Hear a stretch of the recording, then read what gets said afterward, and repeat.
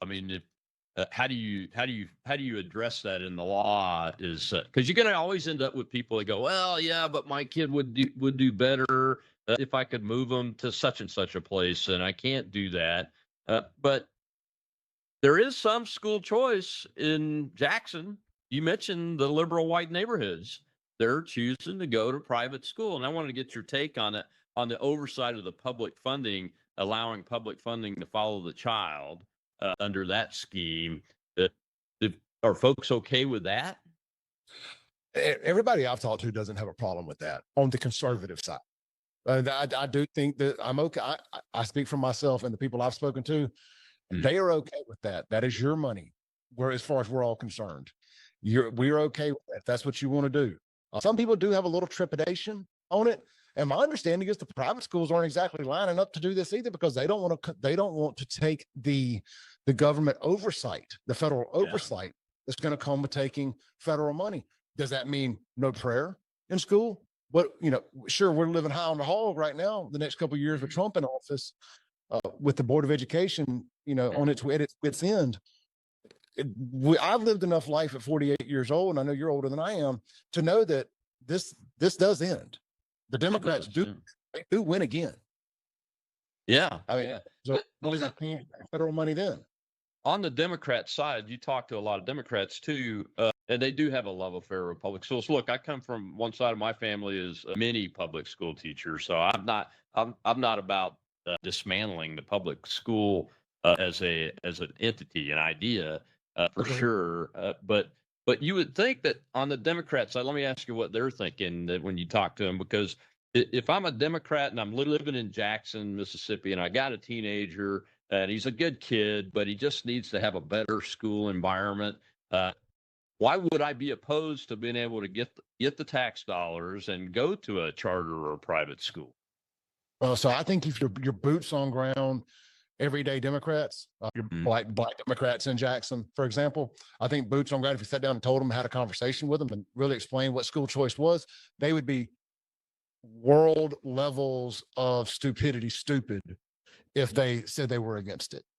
Yeah. I mean, I could absolutely, I see why, look, I get why, if you live in Jackson, why you would absolutely be for school choice. You would be an idiot not to be for it.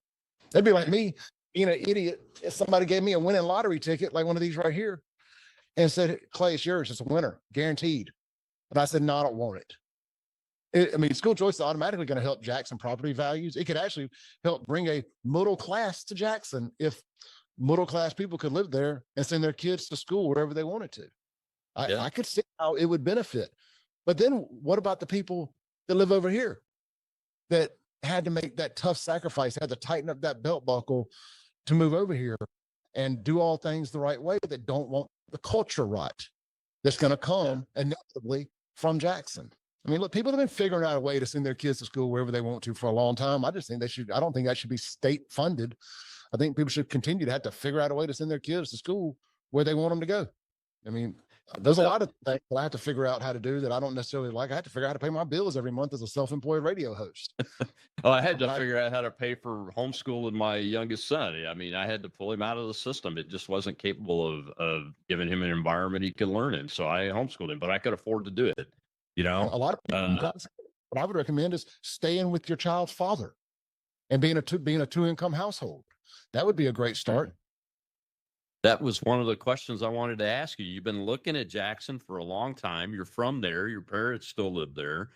What are there people that can and will run for office there that should be able to be competitive in an election that have the ideas that you talk about all the time? And that's one of them. Stay with the father of your children.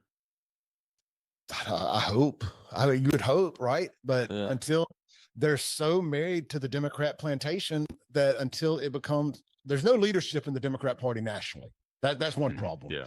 And one of the problems that Democrats have, and I believe this, we're showing that this is a conservative issue too, right now when it comes to school choice. National policy doesn't always trickle down to working good locally and civic in local civic policy.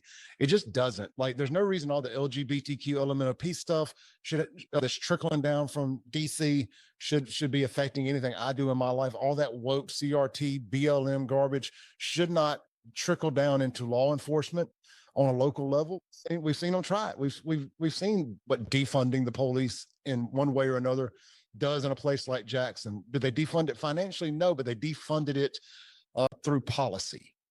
Like they morally defunded it, morally bankrupted it, and took all the teeth out of it.